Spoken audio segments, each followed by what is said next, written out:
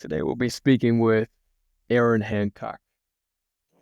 Aaron's been in the industry for about a decade, but his resume looks like he's been here for about two, so I'll cover his background at a high level first. So Aaron's currently an SVP and co-portfolio manager at Artemis Real Estate Partners, responsible for investments, capital raising, and portfolio management, to say the least. Mr. Hancock also serves as director of real estate at Wall Street Prep, where he created and leads training for some of the best shops in the industry, including KKR, Ares, Bain, Carlisle, CBRE, and related. Aaron also has experience at JBG Smith, a high net worth family office, and Morgan Stanley's real estate investment banking group, where he began his career. Mr. Hancock also has a bachelor's degree in applied economics from Cornell University and an MBA from Harvard Business School. Aaron also serves as the leader of the inaugural Emerging Leaders cohort of REIS, which is how I have the pleasure of getting to know him. Although he's already accomplished more than most, I see Aaron as a rising star with no ceiling and a global industry leader in the making. Aaron, welcome to the podcast. How are you?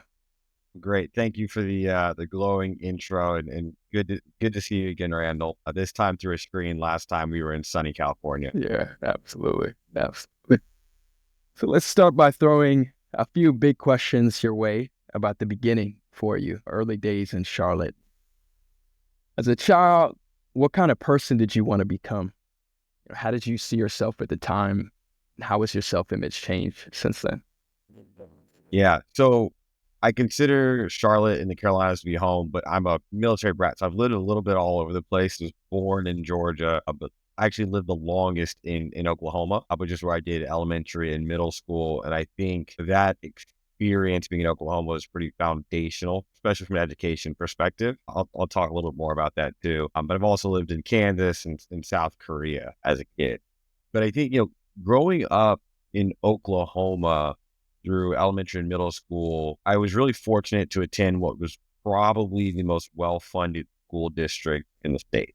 And so I had excellent elementary schools and excellent middle school. And I can still remember the days of, the pizza parties for the math tests, like all that kind of stuff. We just had everything we needed in terms of sort of the academic experience in grade school. And I think that sort of foundation and sort of high bar for an academic perspective was really what sort of set me on the path for the rest of the education. But my parents always said education was important, but it wasn't one of those things where they were like, education, you got to go to the Ivy League, like all that kind of stuff. That certainly wasn't that. It was really just about putting in the effort and trying hard. And my dad did push pretty hard on math specifically. And so I remember when I moved to Charlotte, which was after my dad retired, my parents really gave me the option of where I wanted to go to high school. There were two options. There was one school, and I'm going to generalize them, but there was one school that basically had really good academics, terrible sports program, and it wasn't very diverse. And then there was a second school down the street that had okay academics, pretty good sport, and was really diverse. And I'd been a football player my entire life, and you asked the question of like, who did I think I wanted to be when I was a kid? I still remember, I think in middle school, I wrote a paper or something. I wanted to play football, college football at Harvard. That was like how I thought of the world. And then I wanted to go play professional football. That was who I wanted to be. And I think, looking back on it now, like a kid saying you want to play football at Harvard is kind of a really crazy thing to say. But I think it just sort of reflects that really big academic piece that was so influential when I was young. And so when it came time for that high school decision, I think I was pretty confident in my abilities from like an academic perspective. But, maybe it goes without saying, maybe it doesn't. But going to great schools in Oklahoma meant that I was always like one of one or two or three Black people in my grade or school, right? And so when the opportunity presented itself to just be around more people that look like me, and to play on a better football team, to be frank, that was the route I went. It's an interesting, certainly an interesting background. I actually didn't know that you're a military brat. My father was as well. I had a similar experience moving every 3 years. Spent some time in Fort Benning, Georgia, a few years in Germany as well. And he always, gave a glowing review about that experience and how it shaped him, and how, essentially he was able to see other people as, you know, himself in a sense, and then once he got to high school after his father retired, he went to high school in Columbus. And from there, this is a long time ago, Jim Crow days, and he really started to see the divide, of black and white. In your experience, you know, how do you balance the fact of going to great schools, but then, that great school may not have, many people that look like you, other black individuals? How did that shape you? How do you think you'd be different if, you went to a school that was, predominantly black, or, more diverse than you did in Oklahoma? Yeah. So I mean, because I was, it's all I had known, right? So young Aaron in elementary, middle school didn't really recognize it. I just thought that was the world. I didn't know a whole lot about it. I didn't travel a ton as a kid. We traveled, but, just being there for 8 years and always having been one of three, I just thought that was the world. That's how it worked. And so, it's funny when you have that sort of experience, the way I responded to it once I moved to North Carolina and then going on to college and all that kind of stuff was like, it was like a hard correction, like a hard pivot.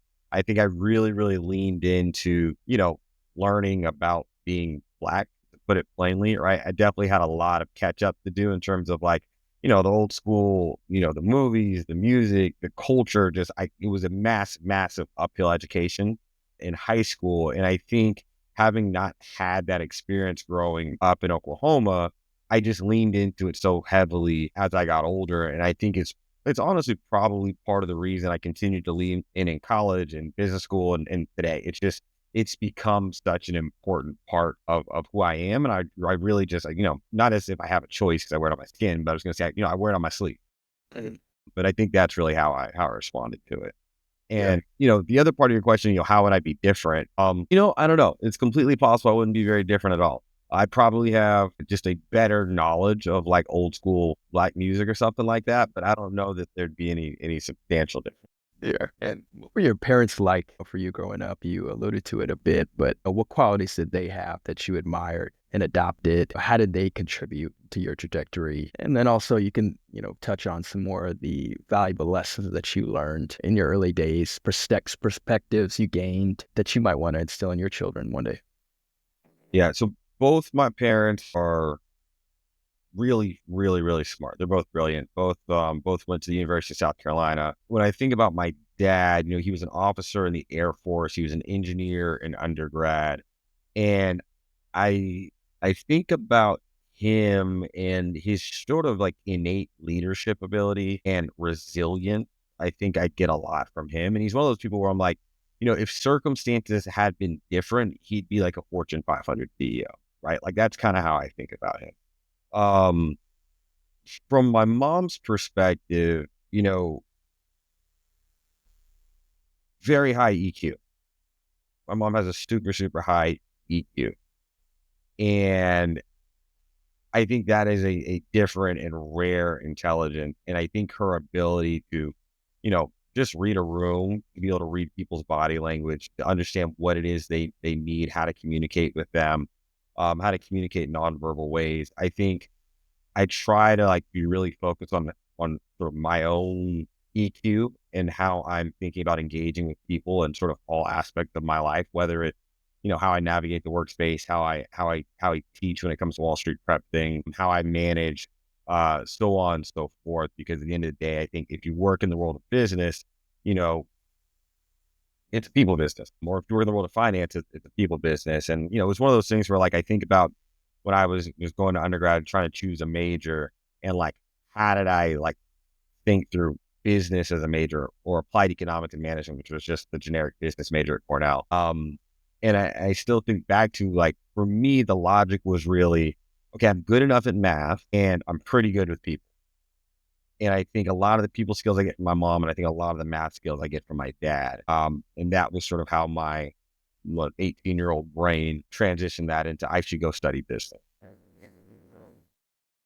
When you were at that point in undergrad, I think it's definitely connected with your upbringing because you're on your own. You're rethinking and reflecting on your parents and how they impacted you and how you are as a person. Then there's a point when, you're obviously making heavy decisions about your future. And eventually you start to really grow as a person and grow into a man. For you, what's the difference in mentality between you as a boy and you as a man? And what character traits make you a man that people respect, are willing to listen to, and be led by? Wow, it's a deep question.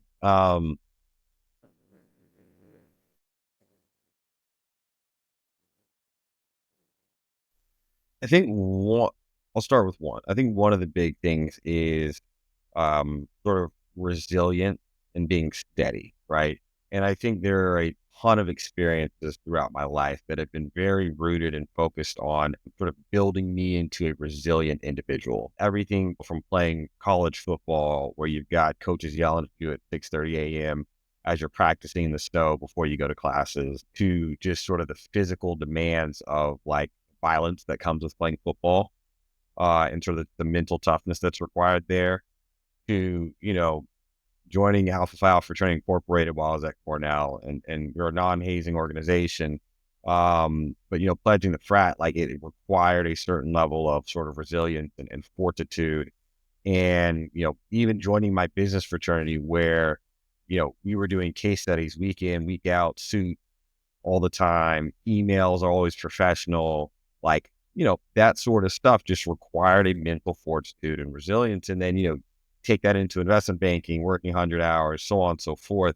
I think a big part of it has just been being steady and being resilient, because at the end of the day, I think all of those experiences really just taught me that you can only control so much. And at the end of the day, things are going to go wrong. Things are going to be hard. And that just is what it is. And so being able to just sort of view that as table stakes and then still navigate through it, perform and be motivated and so on and so forth, I think has been a defining sort of factor. And I think it's a big part of, use your words, sort of being a man and growing up.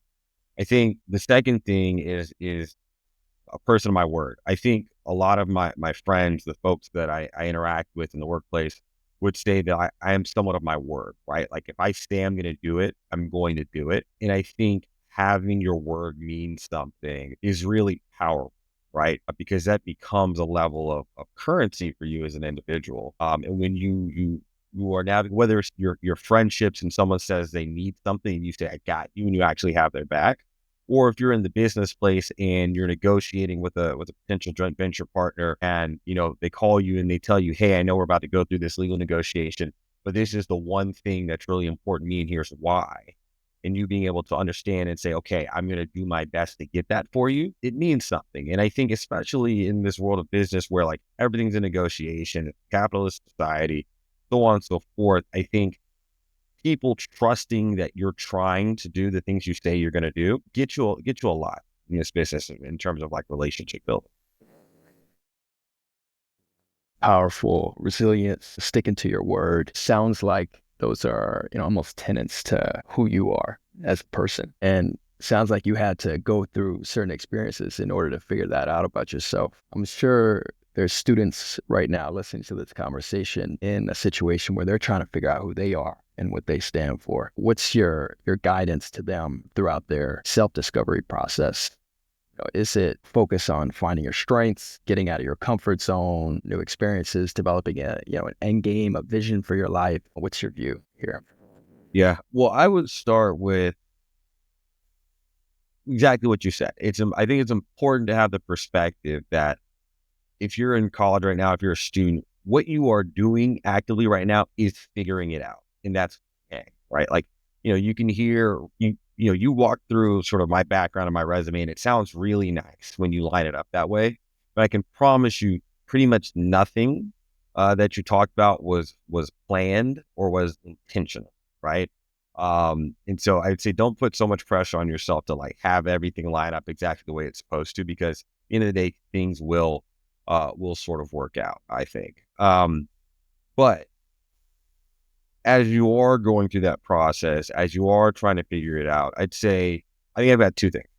One is you just have to work hard, period, point blank, full stop. Like, I don't think there's any substitute for hard work, effort, energy, no matter what you're doing, right? And I think that applies to schoolwork. I think that applies to, your clubs that you're involved with. That applies to your friendships. That applies to how you sort of maintain relationships with family, so on and so forth. Everything requires work. There's no free lunch in this world, right? That's number one. Um, I think the second thing is just saying yes. I think there's a lot of power in saying yes to trying different things and just getting in the mix. Because I think when you get in the mix, you put yourself in a position to let things come to you, right? Doing that thing that you never thought you would do, and whether it's joining that club where none of your friends want to go with you, but you think it's interesting, you throw yourself in it, you meet all kinds of people, open yourself up to all sorts of experiences that you just never imagine. And so a little bit of it is really just letting go and saying like, I'm not necessarily in control. And so, if you're religious, you're spiritual, whatever, there is, I think, a little bit of it that is, you got to control the part you control, which is sort of what I said first in terms of effort, energy, and how hard you work. But after that, you've got to just put yourself in position for things to happen and just allow those things to happen. That's a beautiful way to put it when you say it like that, a balance between essentially what you can control and what you can't control. Absolutely. And spoke about hard work and like the value of putting in that work, grinding, becoming a killer in that sense. Later in the conversation, we'll get to talk a little bit more about your time in IB. But at this point, describe the value in grinding early in your career, or the weight your early actions carry, and how much of an impact that could have on your trajectory and your ceiling ultimately. Yeah. So it's like, it's math, right? This is just simple math. I think when you're starting your career, and this is sort of the beauty of the investment banking job, private equity jobs, those jobs that are just ungodly hours to begin with, is that, Randall, if it's you and me and we're both just starting our career and the job that I'm doing requires me to spend, let's easy math, 100 hours a week in Microsoft Excel, right? That's the job I'm doing. And the job you're doing requires you to spend 50 hours a week in Excel, right? After 1 year, I have twice the amount of experience, right? That's just how the math works. And so what happens when you are early on and you're just investing more and more and more time in developing your craft relative to your peers, very quickly there is a divergence in skill set and expertise, right? And in the early days, it's somewhat linear.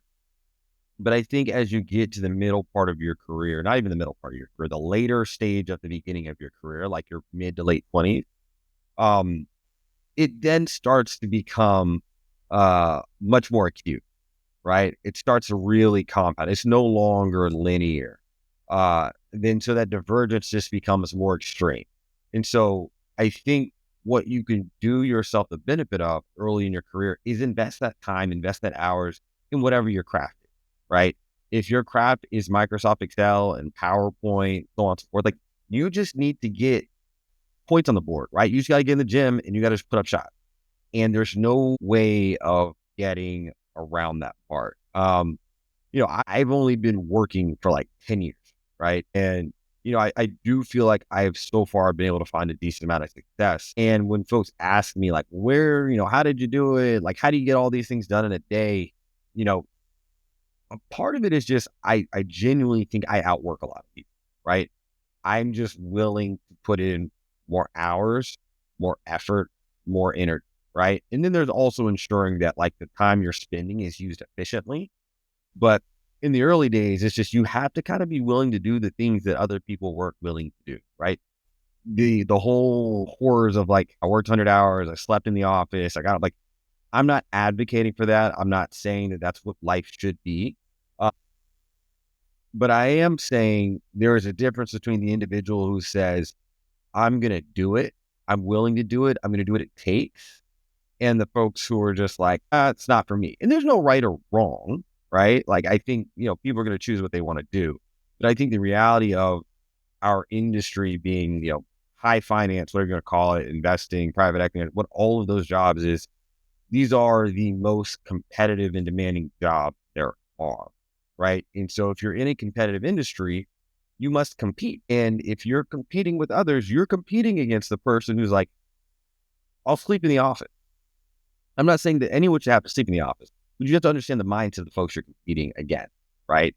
And so there's got to be a little bit of that. Like, as you said, you got to be a little bit of a killer, right? Like, you have to just be willing to do the things other people aren't willing to do. And that is really how you're going to get to a place early on, I think, where you start to differentiate yourself. And I think, once you get into your late 20s and your 30s, the differences start to show, because, when you're in your late 20s and you're in your 30 and you're still trying to develop the Excel acumen, it's really hard to catch up, right? Like, I've been doing tons of hours in Excel for a decade now, and you're just starting out. That I don't know how you catch up, right? There's just not enough hours in the day. So I could go on a long rant about that piece, but I'll Yeah. stop there. Yeah, it's well said. There's a professional named Chris Merriweather that I was talking to a while ago, and he said, essentially, it's, you need the know-how and the want to. Yeah, you could teach the know-how, but, a lot of times you can't teach the want to somebody. So you got to find that in yourself. And that's almost the driver, that can motivate you to put in the work that you just described, to hit it 100 hours, instead of that 50 hours. But you have, it's when you zoom back and you kind of look at that figurative, curve of the trajectory of your career. What is it you're really working to? What does the top look like? How do you define success? Is it achievement, fulfillment, impact, reaching your potential? What does success mean to you personally? Yeah. And then how do you view sacrifice in relation to achieving that success? Yeah. No, I like that question a lot. That's a good question. So I'm just going to go in order you asked. So what is the top? I don't have an idea. I don't have a clue. I can't picture it. And I think, if I were to try and say what the top is, I'd probably be limiting myself. The top is something I can't even imagine, is how I think about it. Right. And, when I talked earlier about, you got to do your part, which is put in the work and be excellent at what you do and put yourself in the game, and then just let things happen to you. I subscribe to that. Right. So when you ask me, what is the top? I don't know. Right. But I'm going to continue to work really hard to be excellent at what I do, to hone my craft.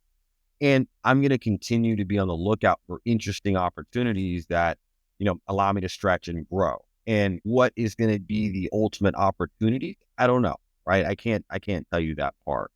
But what I can tell you is, when I think about success and, having gone to business school now, I think one of the hardest parts about business school is just the application process, because it is emotionally draining. And I don't think people really expect that when they say, I'm going to apply to business school. Then it's like, you need to go unpack your entire life and be incredibly introspective.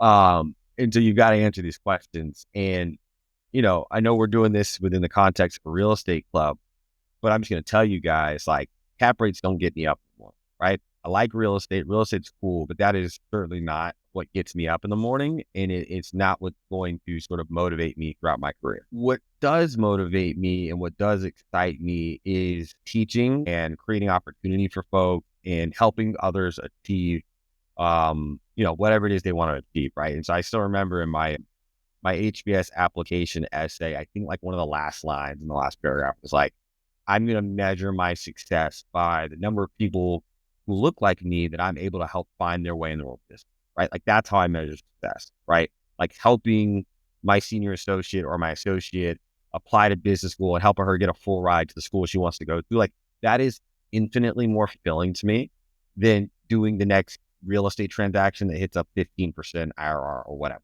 right? Like, that's just, so success for me is being able to do those things. And I think you got to be somewhat specific. And for me, my arena where I sort of have influence is the world of finance and real estate, right? And so it's helping folks who want to find a way in the world of real estate finance. That's how I think about success. And the other part of it, I'd say, is, I'm very focused on, well, this sort of actually dovetails with the sacrifice piece, right? Which is the last part of your question. Everything is a trade-off. Everything requires sacrifice. You make sacrifices, right? You go work that job that's 100 hours a week straight out of school. There's all sorts of sacrifice, right? You're not going to be as in touch with your family as you probably want to be. You're not going to be able to see your friends as much as you want to see them. You're not going to sleep as much. You're not going to be in as good a shape. You're not going to eat as healthy. Like, you name it, there are a million sacrifices that you have to make to do that job, right? My job today is still very demanding from an hours perspective. And so, like, what are the sacrifices? I probably don't work out as frequently as I like to. Some of that stuff's getting back into balance. I probably sacrifice like hobbies, if you will. I don't have a ton of hobbies. You probably sacrifice work-life balance if that's a thing that you're interested in. Like, it's more like a work-life integration. So, everything is sacrificed. But I think I view myself as being in a very privileged position to make these sorts of sacrifices for the upside I get in return, right? Because there are people who are making much harder sacrifices for much less, because those are the cards that they've been dealt in life, right? And so, I do recognize the sacrifices I'm making, but at the same time, I just feel like in the broader scheme of things, in the broader perspective, I'm so blessed and privileged that, I don't really think about the sacrifice. Well, Said. I think we'll get to, you alluded to a lot of the things that I'd like to get to later in the conversation. Namely, one of the things you said about cap rates not getting you up in the morning, and being able to impact somebody's life is 1,000 times infinitely more fulfilling to you and a better driver. So we'll get to some of the work you're doing, to back that statement up later on. But before that, we'll talk about trust. How have you gone about winning the trust of influential stakeholders throughout your career? What is the importance of trust in high finance and business relationships in general? And how is, your ability to garner that propelled you so far in your career? Yeah. So trust is everything, right? Like, in a lot of situations, all you've got is your word, right? And I talked about that earlier. Like, people trust that you're going to do what you say you're going to do. People don't trust your work product. I think trust is really important. And when I think about building trust within the context of my career and the people I work for, um, I think it starts with the little thing, right? It's the really, really, really, it, and this is going to sound so cliche. I know it, but I'm going to say it anyway. It's the small things, right? If you're building a model, if you're putting a PowerPoint together, it's crossing the T's, dotting the I's, checking for the periods or things aligned, so on and so forth, right? Because that may feel like a really small thing, but it's a signifier. If I think about myself early in my career, especially at Artemis, because almost my entire career has been here, I had to be able to do those small things right very early on, if eventually they were going to put me in a position where I'm responsible for approving wires and transferring tens of millions of dollars, right? If you can't get periods right, how are folks supposed to trust you with millions of dollars, right? And so, like, when you think about these small things, and you're probably so annoyed at whoever you're working for harping on these small things, they're really signifiers for much bigger responsibilities down the road, right? And so, I always took that very seriously when it came to those little things. And of course, I've had my misses along the way, but you get there with repetition.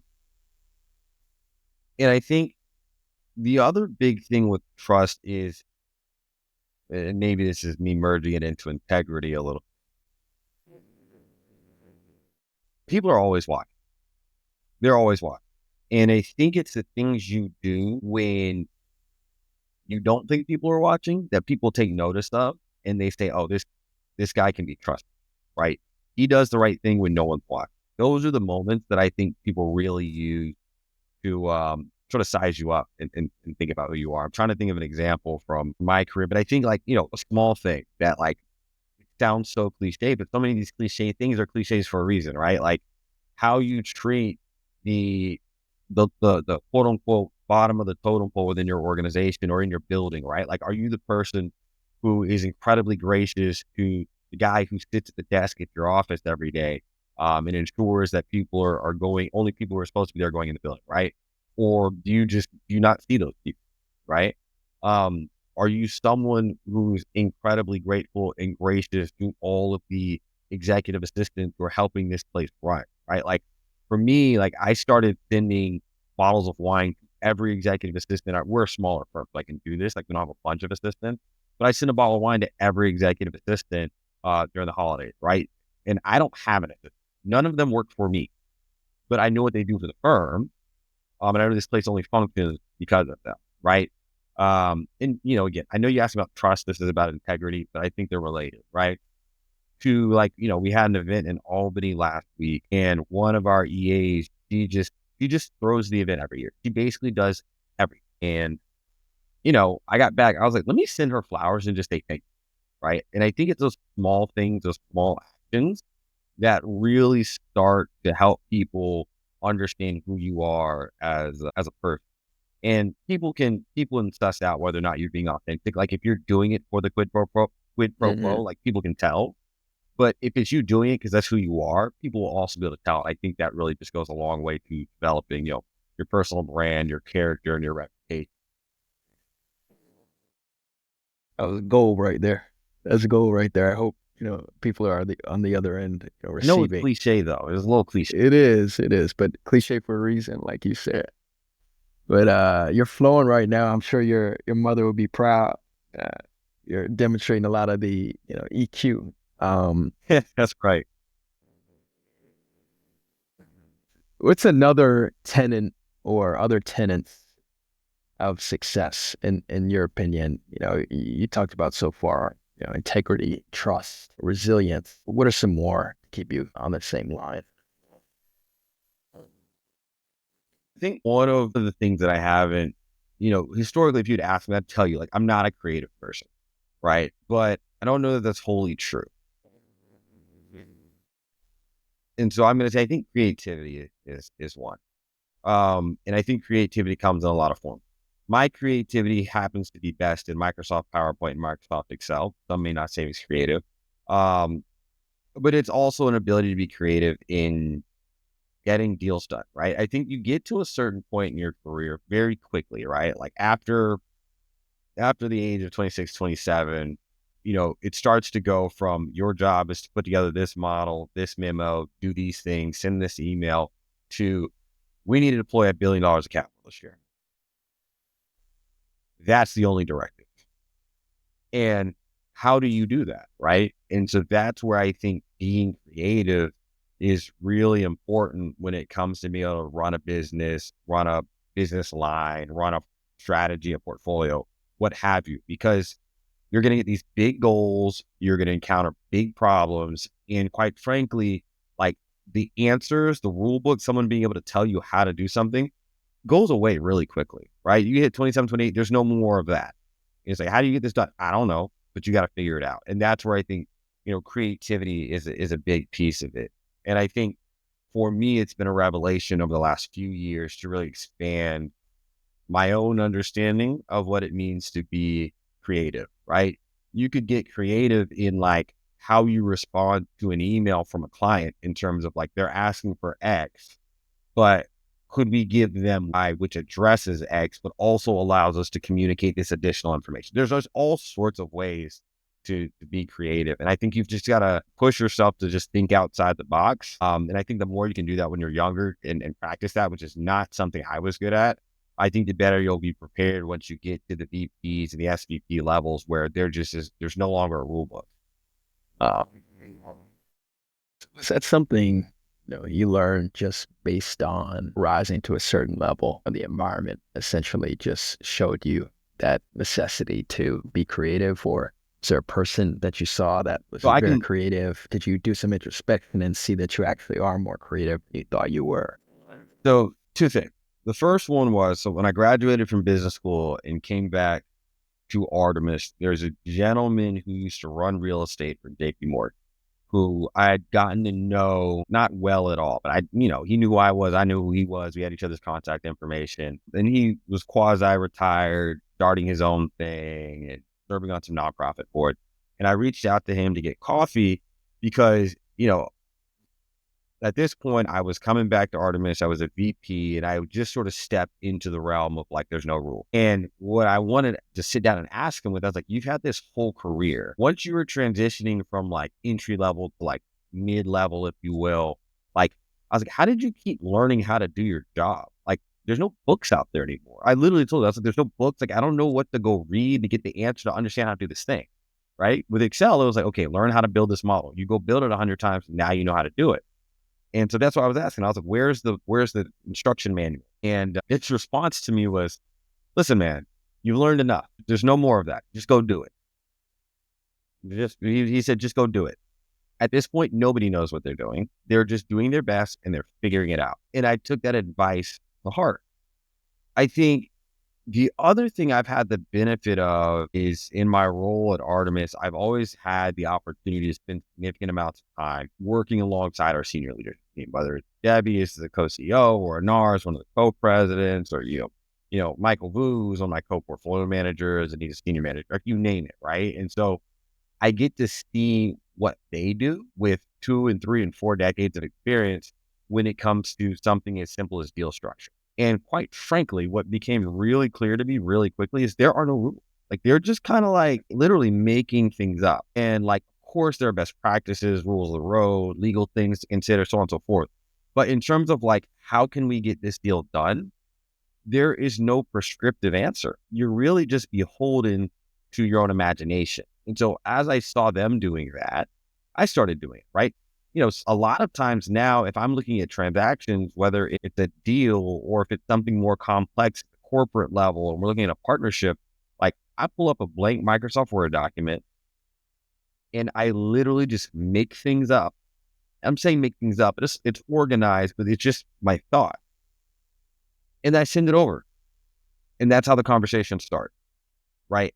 And that's that creativity. That's that, there are no rules anymore. Let's just figure this out. And, you lean on the appropriate people to make sure you're not going afoul of any guidelines, so on and so forth. Like, it's not, I'm saying it a bit flippantly. It's not truly there are no rules, but you do have a lot of leeway. Once you have the trust and some experience, you have the leeway to be creative, try and get things done. Few weeks ago in Southern California, we were talking about communication, and what you said really stuck with me. So I think it'd be, beneficial to talk about it here as well. Describe what excellent communication is like. How does a brilliant communicator make the receiver feel? How much do phrases, packaging affect the transmission and reception of a message? Yeah, I think the smartest people in the world are the best communicators, right? That's just what Aaron. I'm sure people disagree, but that's what Aaron. And I believe that because even if you understand the most complex topic in the world, if you can't communicate it, it's useless, right? If you have a great investment idea, concept, thesis, whatever, if you can't communicate it to someone in a way that they understand and get as excited about it as you, it's useless, right? And communication is also, it's not easy. And I'm always hyper impressed by the people who are able to take what sometimes seem like really complex concepts and just explain them in plain. No big words. I'm not going to use any highfalutin definitions. Like, I'm just going to talk to you in plain English, right? And so for me, when I'm navigating the world, whenever I meet those people who, they just say things that are so simple, and then you recognize like, oh, that's a really complicated, complex concept that somebody else was trying to explain to me that you just helped me understand in like 5 words, right? And I think for me, I try to practice at that a lot because I don't know, maybe for some people it comes naturally, but it certainly doesn't come naturally to me. And so it's something I try to practice, right? And I practiced it through teaching Wall Street prep and trying to figure out how to explain complex Excel formulas and financial models and in ways that people could understand. I also listen to, a lot of podcasts, and don't ask me to name them because I couldn't tell you the name, but I listen to a lot of random podcast episodes, random stuff that have to do with, a diary of a CEO, the Knowledge Project, things like that. Not because I think any of these podcasts are saying the most novel things in the world, but because the people who are doing these podcasts or having these conversations have been really thoughtful about the way they're going to communicate the idea. And so a lot of times what I'm listening for is not necessarily new ideas. I'm listening for how they communicate these concepts that I already understand, right? Because in my opinion, like there's no pride in authorship here, right? I'm happy to like say, oh, I learned this from here, and this is how I know how to communicate this that much better, right? Or if I'm listening to Deb and Anar and Alex and whoever, you know, talk about a transaction, the way they present things in investor meetings, I'm always taking those mental notes in terms of like, oh, I like the way they talk about explaining your going in yield to your stabilized yield, to your cap rate, or how they think about portfolio construction, and steal bits and pieces from everybody that I like and put it together. And that's how I come up with my own communication style. But communication is I really think it's an art, and I'm always so impressed by the people who are just able to capture complex ideas so simple. You just mentioned, how, part of the reason you get to practice or get better at communication is through practice. And part of that for you is through Wall Street prep. Let's pivot to, that side of your life and tie it to what you said earlier about that's where you get fulfillment from. You get fulfillment from elevating others, lifting other people up. Elaborate on what you've gained working with these students and young professionals through Wall Street Prep, SEO, and Twigo, and how has it shaped your perspective as a leader? Yeah. Look, I think we all, like, as humans, like you want to exist, you want to work, you want to be driving towards something that's bigger than yourself, right? Always. That's, why I join organizations like Alpha, join my business attorney, whatever it is, join things like Real, right? You want to be a part of stuff. And I think for me, sort of teaching and mentoring and helping others understand things, I feel like I'm being a part of whatever it is they're trying to achieve, which is really exciting, right? And I find joy in being able to take my experiences and have someone else learn something from that, be able to, whatever it is they're trying to do. I'm not trying to create carbon copies of myself or anything like that, but trying to help other people just figure it out. And I think to me, it feels like a duty and a responsibility that when I'm doing it, I feel fulfilled because like, I have no business having the good fortune that I've had to have the experiences that I've had, to have the roles and the opportunities that I've had. The only reason any of it existed is because someone's done it for me, right? Whether it was, going to Cornell, right? That wasn't something I had planned out. I got recruited to come play football, had never heard of the place, and it worked out that way, right? Discovering things like SEO and MLT and even real estate, right? That is purely because one of my closest friends, a guy named Stephen Breeden, he just decided like, hey, I'm gonna take this guy under my wings, and I'm gonna say, hey, dude, you need to go to these info sessions. You need to do X, Y, and Z. And it opened up a whole new world to me, right? Because of the folks who volunteer at SEO and give their time and energy to just teach students, right? Like SEO changed my life completely. And there's tons of other organizations and individuals, but it's really been them taking my success personally that I've been able to see, right? And for me, it's my responsibility. It's part of paying it forward and reaching back and all those other things to just, take these little opportunities to help somebody else do it. I think one of the things that I find the most challenging having, now that I'm 31, I'm an SVP, all these, like the thing I find that I miss the most is I just do not have the bandwidth to engage with folks on a one-on-one basis the way I used to, right? Like getting those emails from the student athlete at Name Your School who's interested in real estate and literally just not having the bandwidth to respond to all of them. Like I hate that. Like I enjoy connecting with individuals and students so much. And like that's one of the things I missed. And, trying to find, and that's why I was excited to have this conversation with you, because for me, we're having this conversation, but hopefully the folks who listen are able to take something from it, right? Um, but I probably didn't even answer your question in terms of like, what do I get from it? Like, why do I do it? Yeah, I don't know. I've always enjoyed it. I've always enjoyed teaching. I've always enjoyed coaching and mentoring. I was in mentorship groups in undergrad and all that stuff. It's just, I don't know. It's a little bit of that. It's just the thing that gets me excited and makes me happy. So much what you said is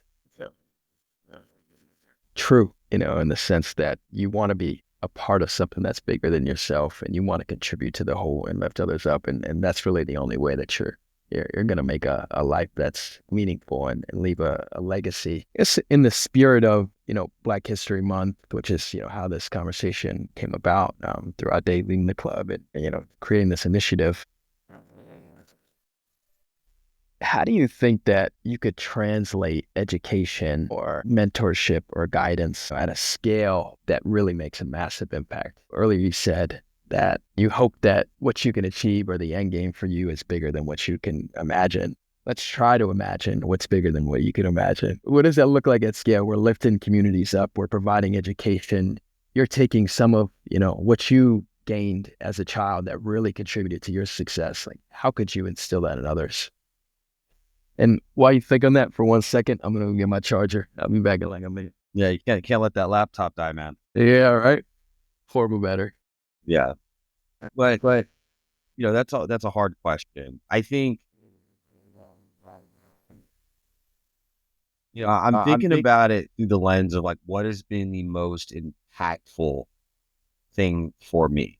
And I think the thing that's been most impactful for me has been having access to and having the ability to see folks who look like me and you do incredible things, right? Like, if you can see it, you can be it. I think there's a lot of truth in that. And I've been really fortunate that like, since I left Morgan Stanley and investment banking, when I came to Artemis, I had, there was a brother I could look up to who was, 3, 4, 5 years ahead of me, who said, "Hey, I'm going to make sure you're successful." Right. And I could also see what he was doing. Right. I had an example of a guy who was 4 years ahead of me, was grinding, was also building a family, was figuring out what it meant to have money for the first time, so on and so forth. In my job today, I have fantastic role models, both who look like me and don't look like me, who talk to me in a real way about like the challenges they've had, the mistakes they've made, are willing to provide their input in terms of how I should be thinking about the rest of my life. And I still have people who look like me now within my organization who can give me those things. And I don't take that for granted, right? I think that is an incredibly rare thing to have those folks be accessible to you. And so for me, one of the things I'm really thinking hard about, and I want to figure out how to systematize it or whatever it is, leverage the internet, I don't know.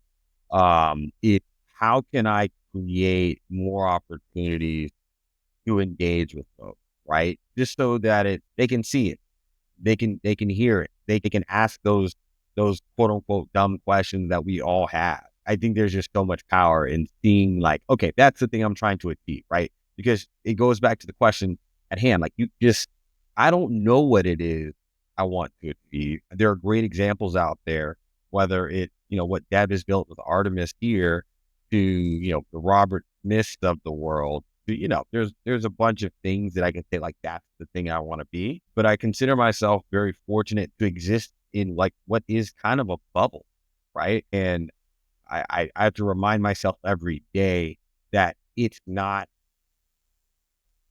typical, it's not common to have the level of access and privilege and to see these folks doing these great things, right?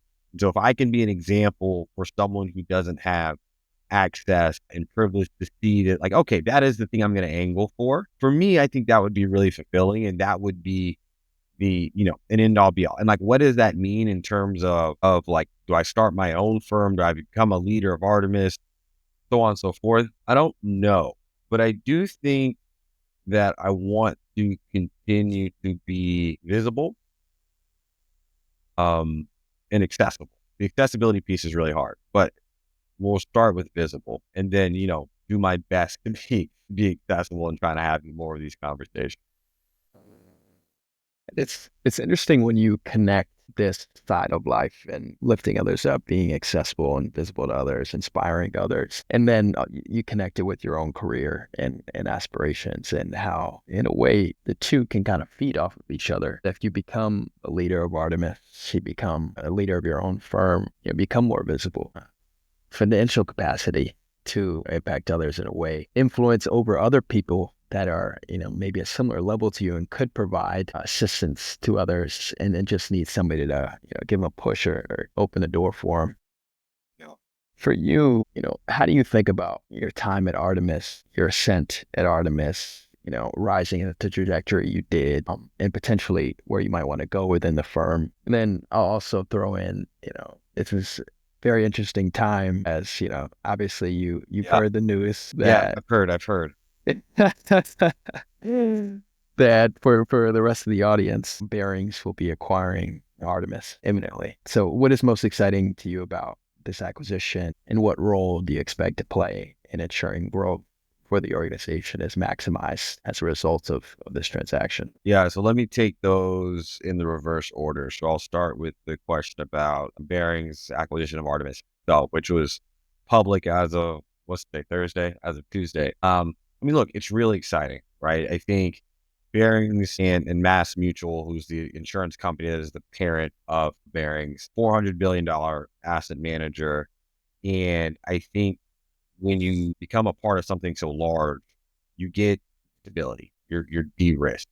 And I think where we're at in the market today, it's all about consolidation. It's all about scale. And if you're subscale, you're going to struggle to continue to survive as capital continues to sort of pare back the number of relationships they have to invest with their bigger managers, so on and so forth. So I think the biggest thing with the Barings transaction is stability. And I think when I think about it from the perspective of me as an individual, right, it just creates opportunity. I think to start to address your first question around how do I think about my trajectory at Artemis, luck, right? I talked earlier about, just put yourself in the mix and see what happens. I was leaving Morgan Stanley after 1 year of work experience. And, I was leaving because one, I always knew I didn't want to be an investment banker. I was like, I need to come get these skills. I need these 100-hour weeks. But I want to go work at an investment firm. Two, having grown up down in the South, like I didn't want to be in New York City anymore. And three, I wanted to work at a smaller firm because I just didn't want a banking 2.0, if you will. I wanted more of a career-oriented opportunity where the name of the game wasn't going to be 2 years to go to business school, right? Even though that's basically what ended up happening. And so when I put all those things together and was looking for opportunities, there's not a whole lot of private equity firms out there that aren't in New York City, that are on the East Coast, so on and so forth. And so that's how Artemis sort of bubbled to the top. And the other thing with Artemis was, I mentioned the guy who was already here, who's a brother. He was looking for people. He was looking for junior talent of color, right? And so it was really serendipitous that I actually got connected to the firm through a headhunter, but also got hit up on LinkedIn by this guy. I think he hit me up before the headhunter hit me up. But Artemis was this small organization. I think I was employee number 28. We had about $2.5 billion of assets under management in 2016 when I joined. But you had really strong, diverse leadership. You had capital, and you had a time in the market that ended up being superb that no one could have predicted. My first stint there, I joined as a senior analyst. I was there for 3 years before I left to go to business school. I was a senior analyst, then I was an associate, then I was a senior associate. So I ended up getting promoted every year I was there. Now, it sounds like, oh, Aaron's so great. He did all these things. The first promotion was they just changed titles and they just eliminated the senior analyst thing.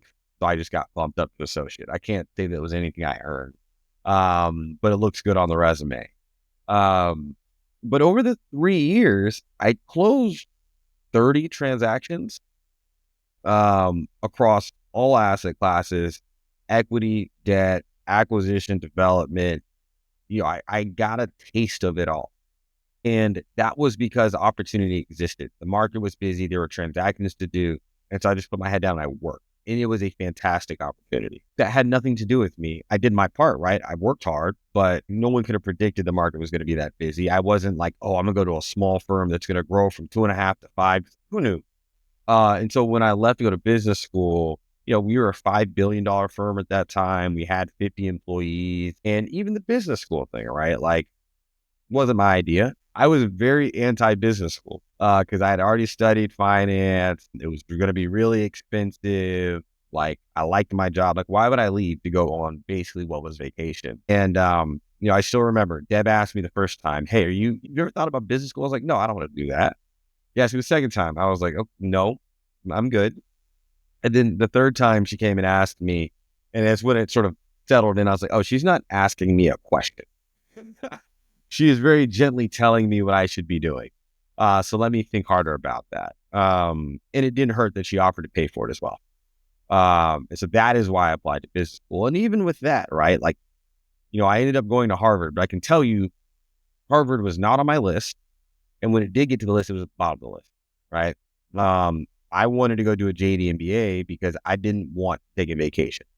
So I was very focused on, if I'm going to leave the workforce, I need to get 2 degrees for my time. And so I wanted to do a 3-year JD MBA program. So the top of the list for me was University of Pennsylvania, where they do a joint decision. So you either get into both or you don't get into both. Second on the list was Columbia, where they do split decisions. So you have to get accepted individually. Those were really the only 2 on my list. Harvard ended up on the list because the same guy I mentioned from Cornell, who sort of introduced me to SEO, introduced me to real estate, so on and so forth, he was applying to Harvard. And he was like, hey, man, just apply. Just submit it. The application actually looks very similar to your law school application, so you don't have to do any work. Just submit it.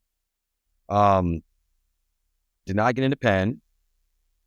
I got accepted to Columbia Law School, but I did not get accepted to Columbia Business School. And then I got accepted to Harvard, and that was the only place I got accepted to business school. So that's where I was going. But I didn't know what the case study method was. I'd never been to Boston, didn't visit the school. It really was not something I was trying to do, but things work out the way they're supposed to. And in hindsight, that was certainly the school I was supposed to be at. But again, sounds really nice when you read my resume, but I can tell you it was not planned.